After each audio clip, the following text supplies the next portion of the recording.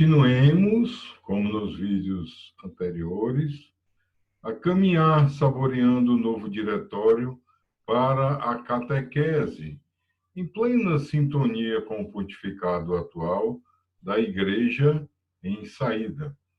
Hoje nós trabalharemos o início da terceira parte do documento.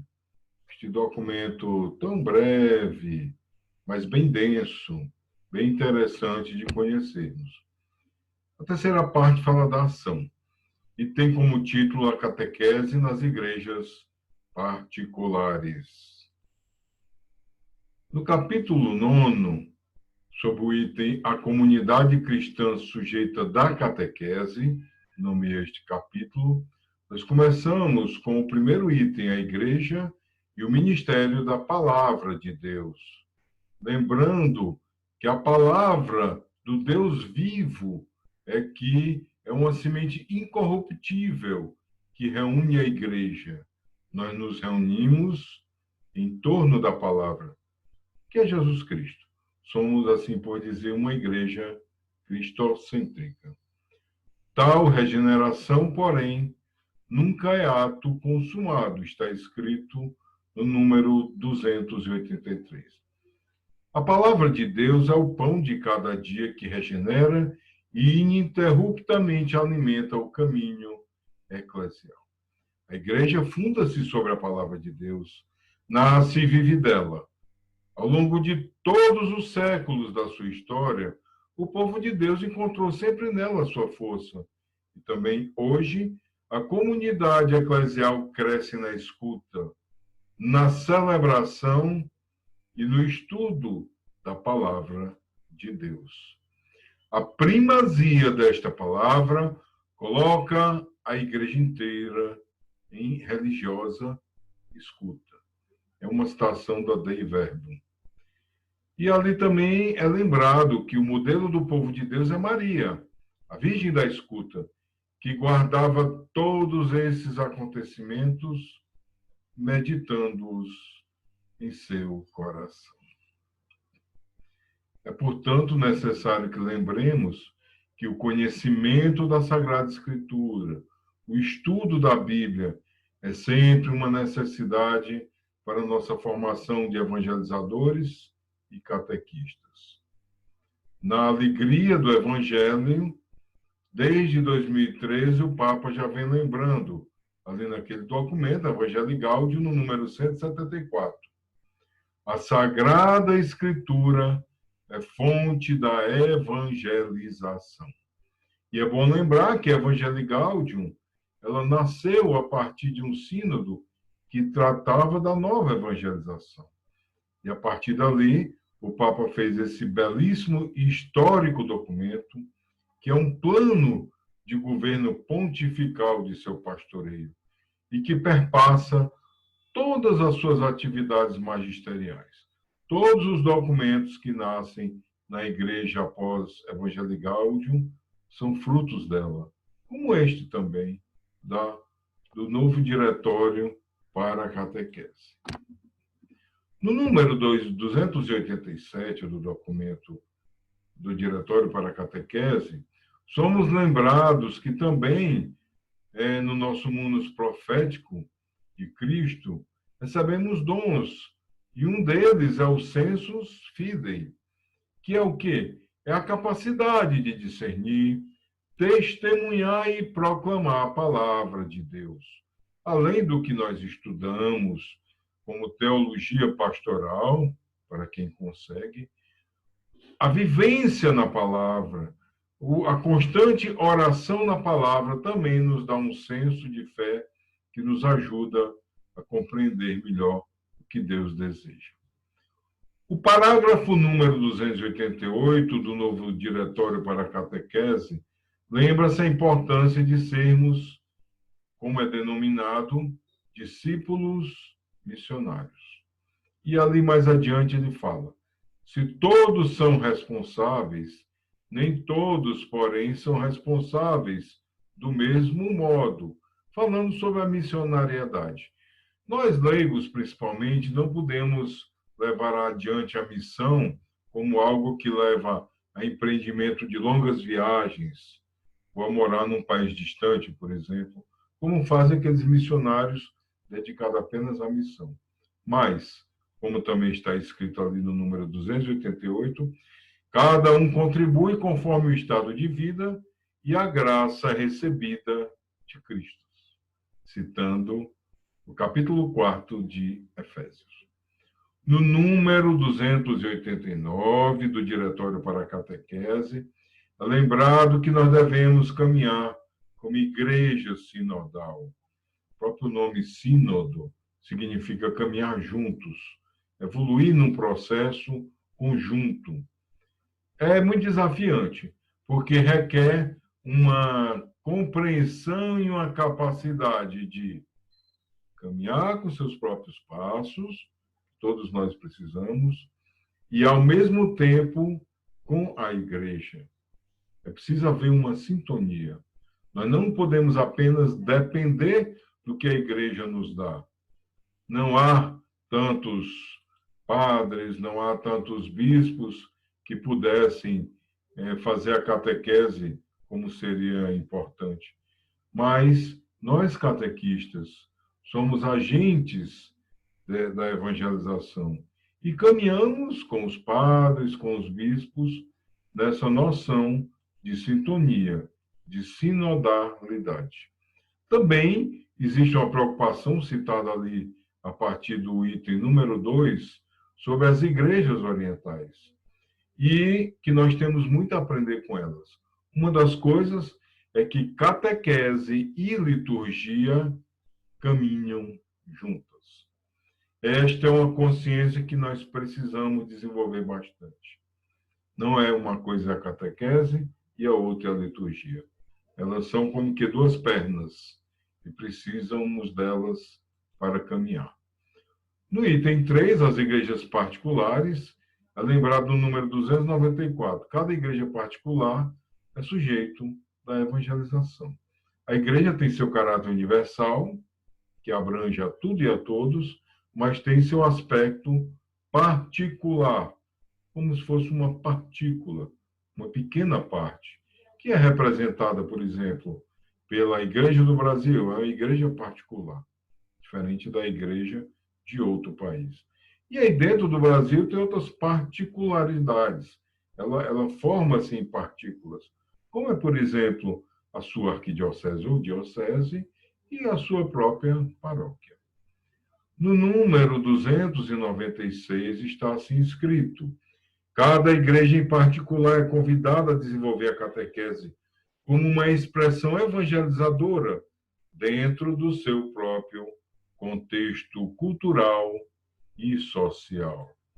Ao mesmo tempo que essa igreja particular está em plena unidade com a Igreja Universal, é também importante perceber que o contexto, que a particularidade que o próprio nome coloca, é próprio. Então, nós temos que conhecer a nossa igreja local, a igreja onde nós agimos, porque cada uma tem a sua particularidade, cada uma tem a sua característica, e as pessoas que ali estão também. O item de número 4 relembra a importância das paróquias, e no parágrafo número 299, as paróquias fundadas sobre os pilares da palavra de Deus, dos sacramentos e da caridade, que por sua vez pressupõem uma rede de serviços, ministérios e carismas, oferecem exemplo claro do apostolado comunitário, pois todos os que nelas se encontram, com todas as diferenças humanas, são congregados na unidade e inseridos na universalidade da Igreja.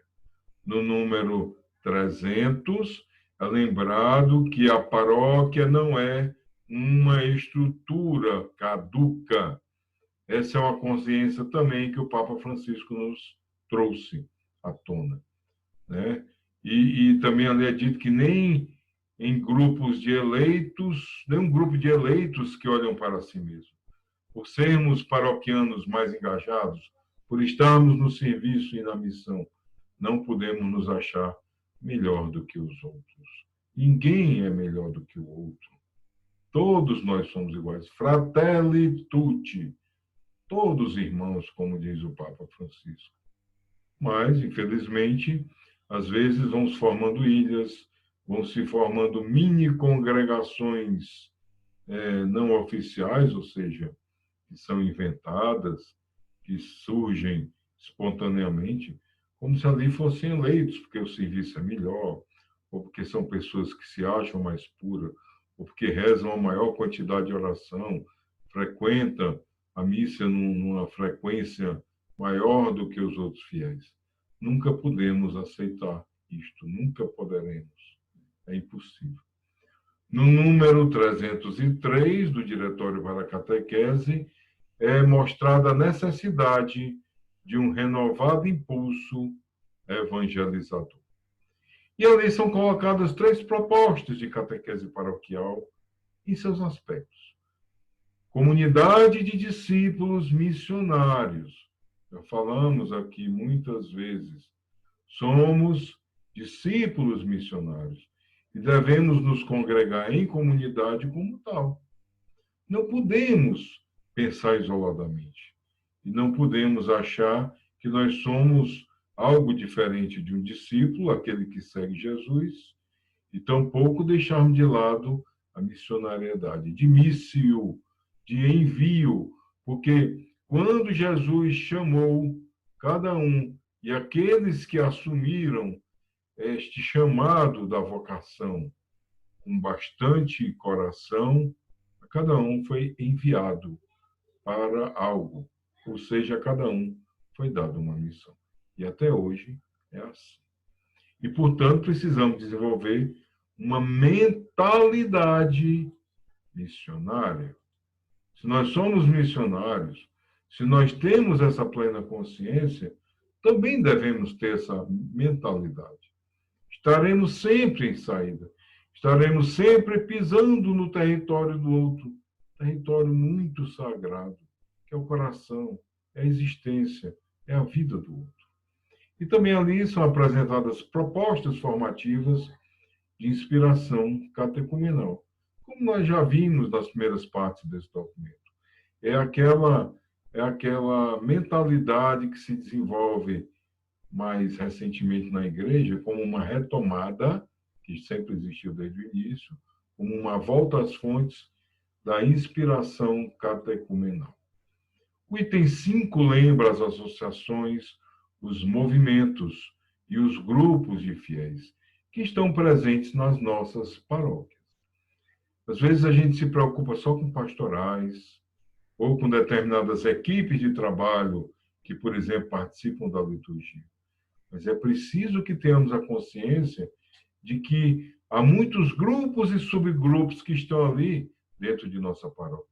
Às vezes são de fora, às vezes usam, entre aspas, utilizam os nossos espaços paroquiais como uma concessão, mas que precisam ser agregados também à nossa catequese, à iniciação da vida cristã, e também podem colaborar muito com ela.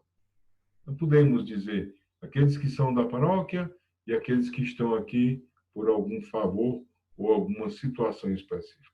Todos pertencem à comunidade. O número 6, aliás, item 6, é tratado sobre a escola católica.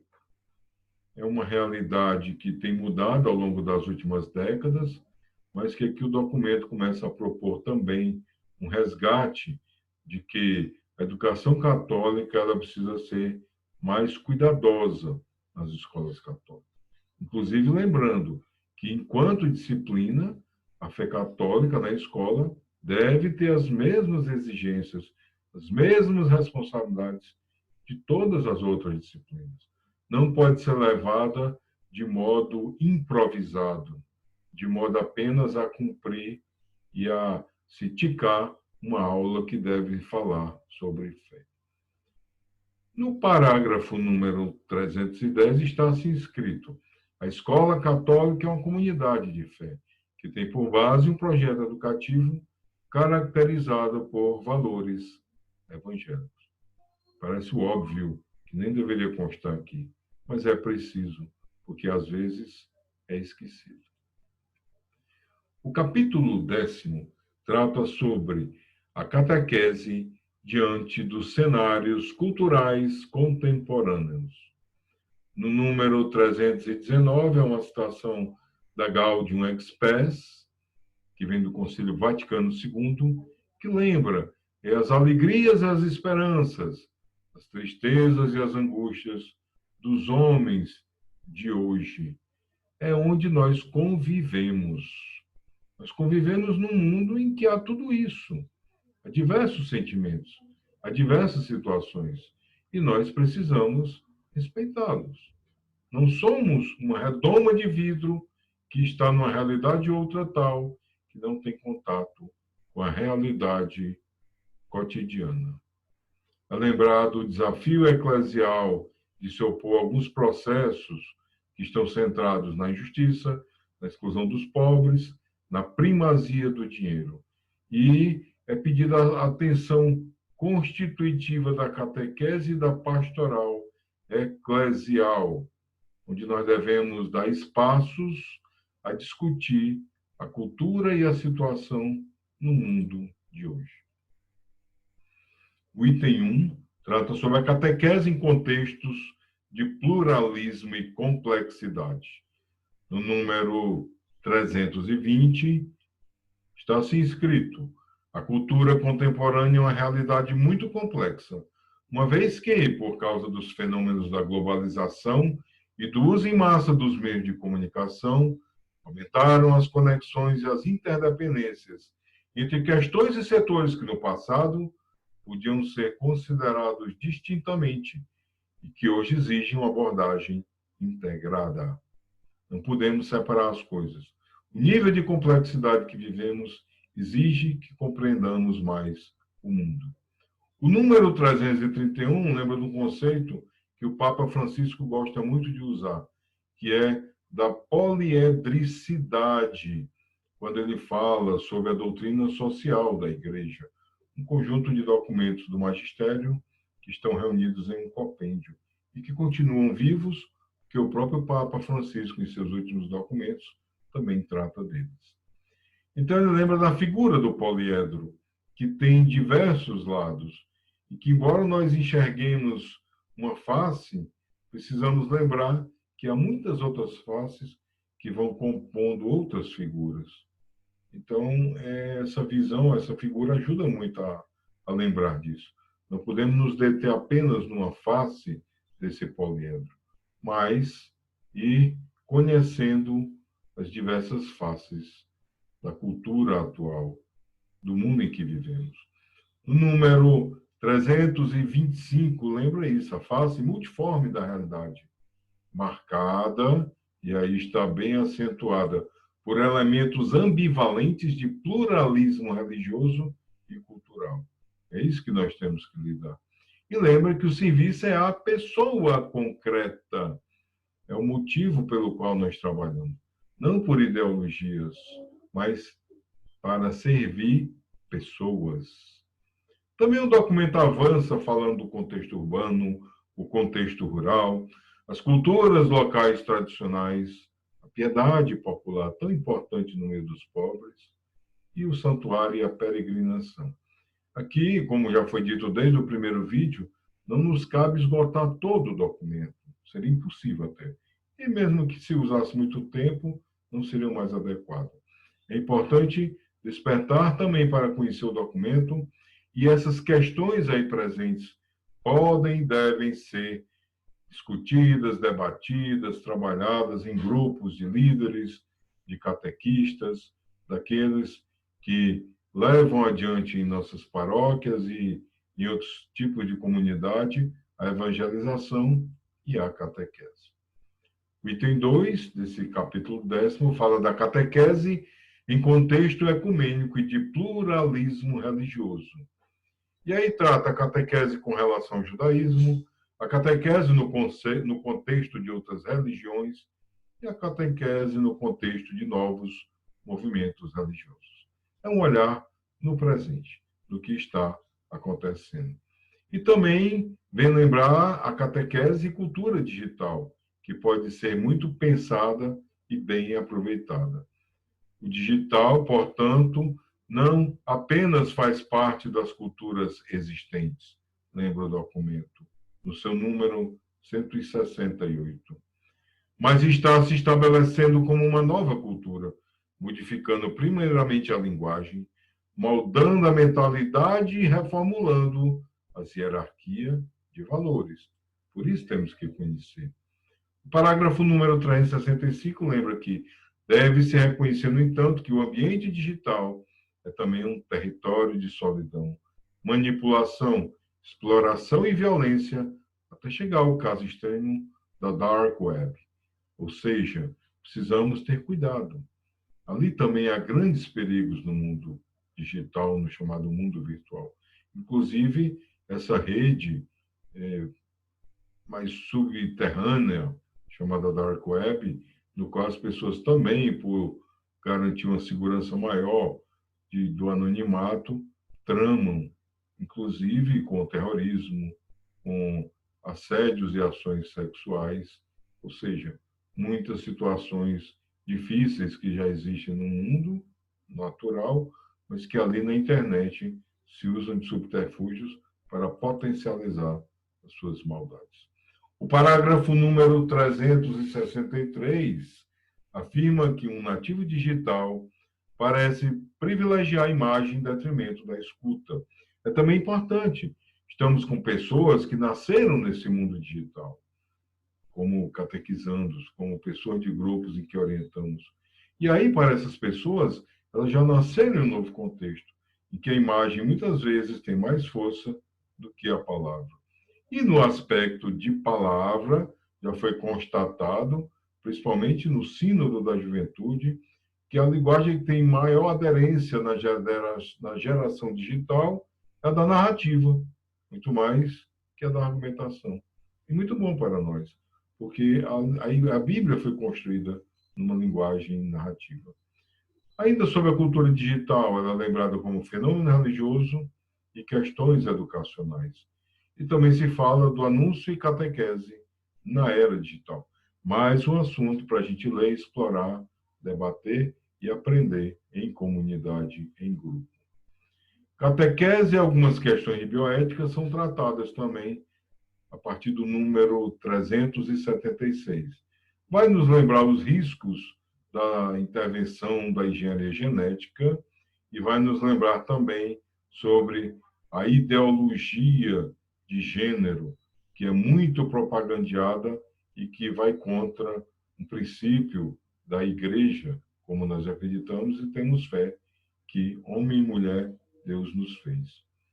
É lembrado também a catequese e compromisso ecológico, catequese e opção pelos pobres, catequese e engajamento social. E aí, duas obras recentes, né, junto com a Evangelii Gaudium, de onde todas as duas nasceram, que é a Ecologia Integral Humana, que fala o cuidar da casa comum, Laudato Si, e outro sobre a fraternidade e amizade social, que é a carta encíclica Fratelli Tutti, que saiu recentemente agora, no início de outubro. Catequese e ambiente de trabalho é outro aspecto lembrado. E esse é muito óbvio, mas para nós está um pouco defasada. Temos que lembrar que na antiguidade misturava-se ambiente de trabalho e caseiro, a vida das pessoas.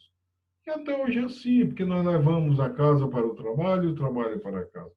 Então, muitas vezes nós nos vemos como numa bolha, como se o lugar de trabalho fosse diferente da vida. Mas não é. Hoje, e também com essa realidade que hoje nós vivemos, o trabalho à distância, o trabalho em casa, em função da pandemia, que despertou com mais velocidade, algo que já tinha começado, nós também estamos tendo essa consciência. O trabalho faz parte de nossa vida. No trabalho, temos pessoas que trabalham conosco. É lugar também de evangelização. Com cuidado, com muito zelo e respeito pelas diferenças, mas é lugar de evangelização. Principalmente com o nosso testemunho de vida. Continuaremos no próximo vídeo, quando estaremos nos capítulos finais do Diretório para a Catequese. Até a próxima vez.